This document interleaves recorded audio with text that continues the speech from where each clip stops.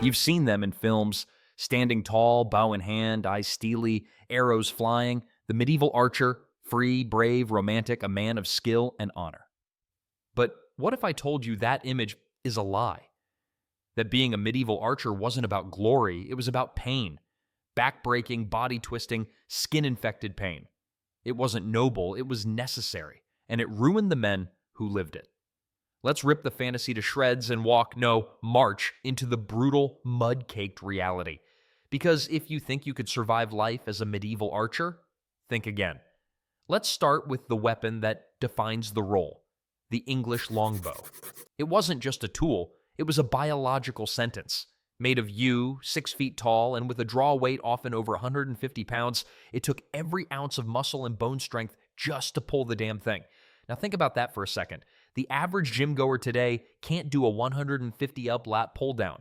A medieval archer had to do that movement hundreds of times per day. And they didn't start at the gym.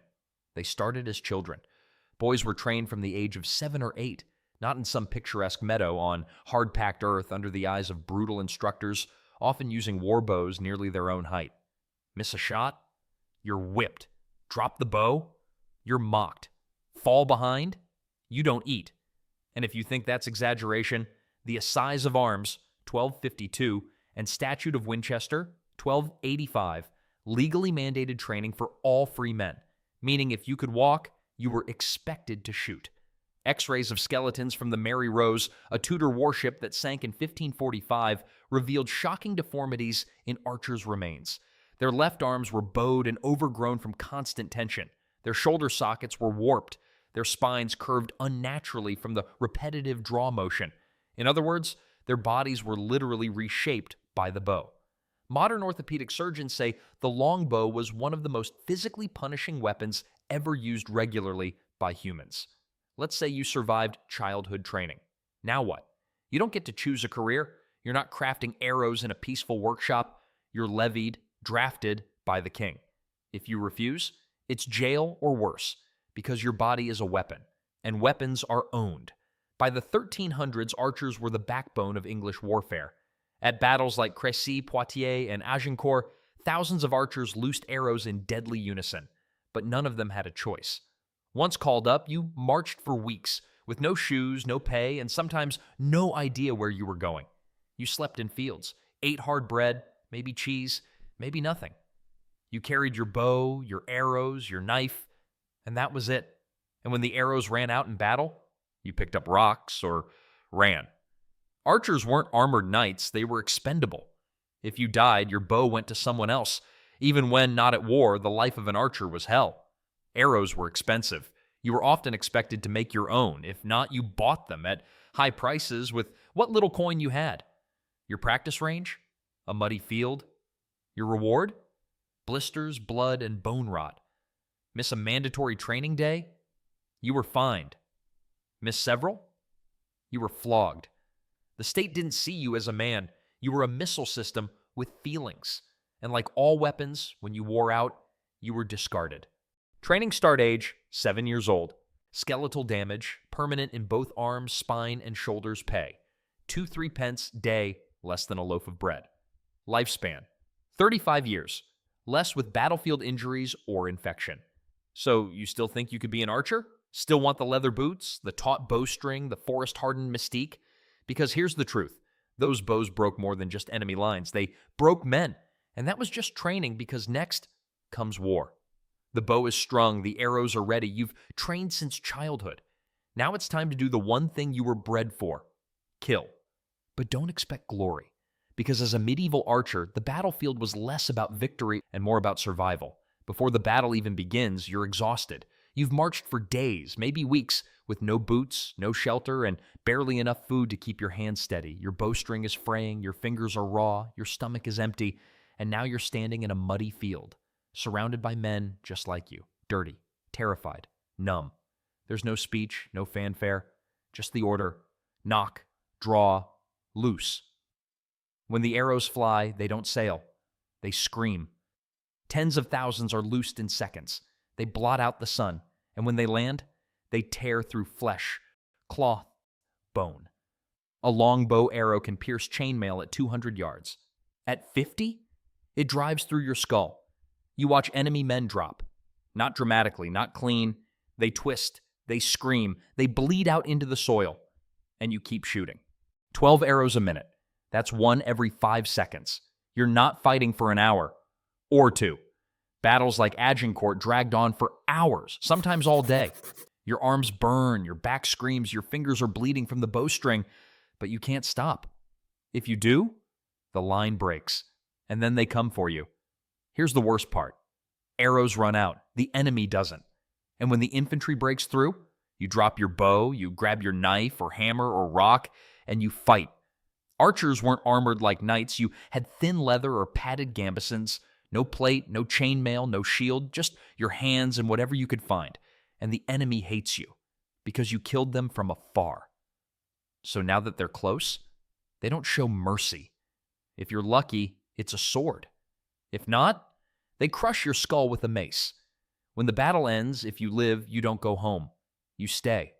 To strip the dead, collect arrows, and bury friends in shallow graves with your bare hands. You search corpses for coins or food, anything to survive.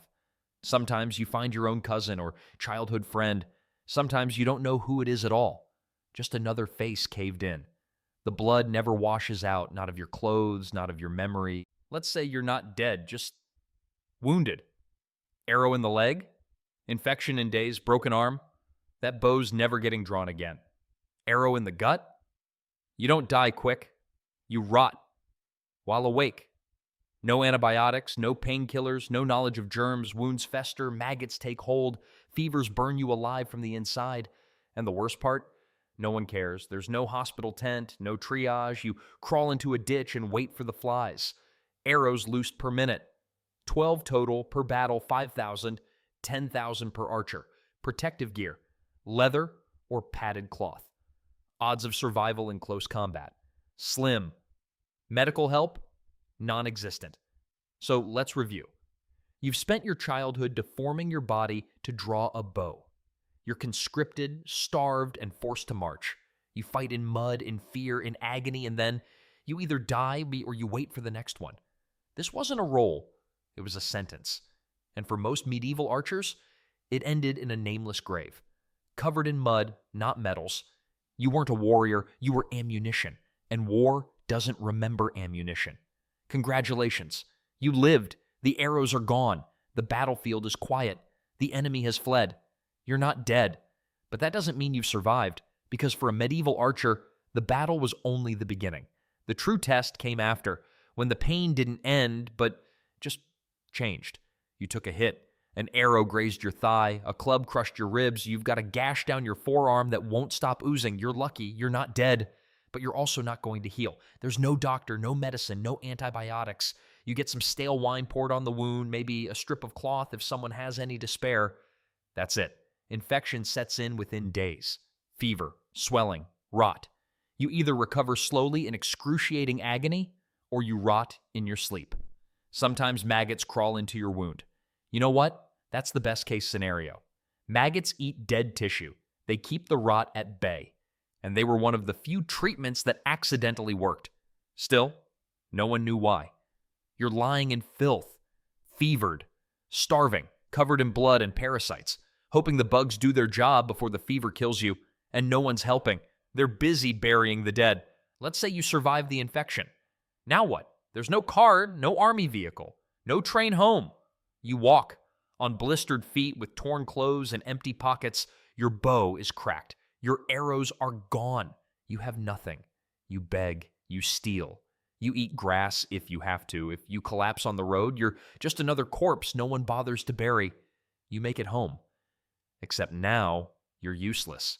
Your arm doesn't draw a bow anymore. Your eyes are blurred from smoke and infection. Your hands shake. You cough blood. You're a broken tool, and in medieval society, that means you're a burden. Your lord doesn't owe you anything. There's no pension, no reward. You can't work the fields. You can't join another campaign. So what happens? You're sent to beg or starve or die quietly in the corner of a cold hut. Even if war didn't kill you, everything else might. You lived in a world where disease spread like smoke. Cholera, dysentery, plague. The archer's camp was a breeding ground for all of it. Lice and fleas carried typhus and Yersinia pestis. Your filthy bedding? A death sentence. The water? Full of human waste. Sanitation was a myth. And the immune system? Already shattered by starvation and injury. So if war didn't kill you, your own bowels probably would. You live on. But the war doesn't leave you. No one talked about it. There was no concept of PTSD. But the trauma lived in your bones, your dreams, your silence. You flinch when a door slams. You wake up sweating. You hear the screams of the men you killed, the ones you watched bleed out, the boy whose arrow you dodged. You can't sleep. You can't speak of it. Because weakness, that gets you killed faster than a sword. So you bury it, just like the bodies. Wound treatment, boiled wine, burning iron. Recovery conditions, dirt floors, no sterile tools. Average calories day, 1,000. 1,200 long-term support. None common post-war death causes. Infection, malnutrition, exposure. Still think being a medieval archer was an epic life? Because here's what epic really meant. You trained until your bones warped. You fought until your fingers bled. You marched until your feet split. You survived just long enough to die forgotten. And if you made it through all of that, congratulations, you got to do it again next year. This wasn't the life of a hero. This was the life of a tool. Sharpened, used, discarded. Still want to string that bow? You think you know what life was like for a medieval archer? The bravery, the sacrifice, the loyalty to king and country. But none of that mattered, because the truth was, you didn't belong to glory.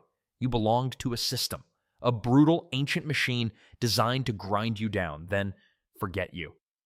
Let's talk about what you were really worth. Off the battlefield, back in society, where arrows don't protect you and the law doesn't either. The moment you set foot off the battlefield, your bow stopped being power. You were no longer a weapon, you were a subject, and that meant you had almost no rights. As a commoner, especially one tied to the land, you were at the bottom of a rigid, feudal pyramid. The Lord owned your land, your labor, even your body. Could he punish you for stealing wood? Yes. Could he take your daughter as a servant, or worse? Absolutely. Could you defend yourself in court? Only if you could read Latin, which you probably couldn't. The state praised archers in wartime, called them heroes, paid bounties for French ears and war trophies. But when peace came, you were just another peasant. If a noble beat you, the court might fine him a few coins. If you struck a noble, death.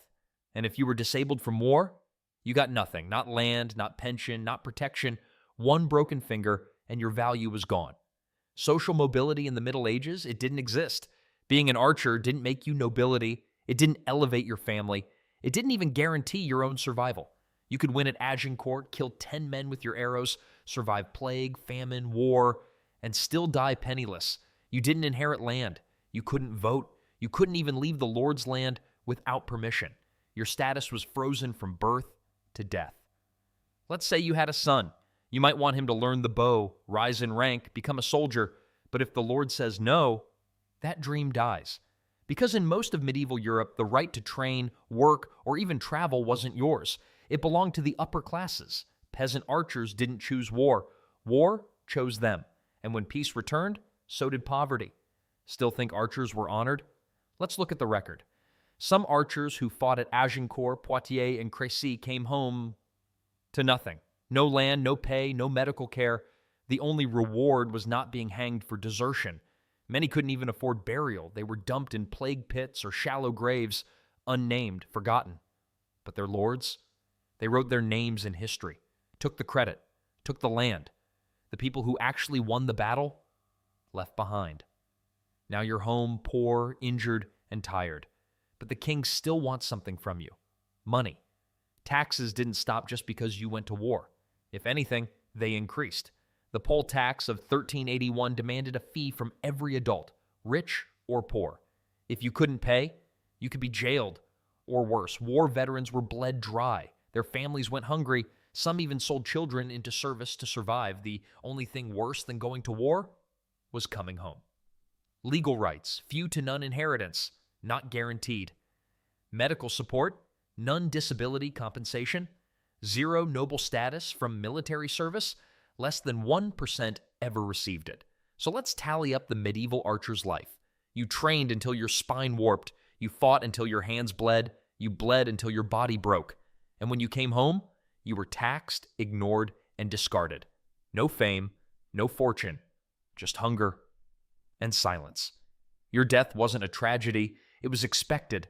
Still dreaming of life in the medieval past? Still think you could be a longbow hero? Because here's the truth. You weren't a knight. You weren't a legend. You weren't even a man in the eyes of the law. You were a tool, one with a string, a spine, and a breaking point. And in the end, that string always snapped.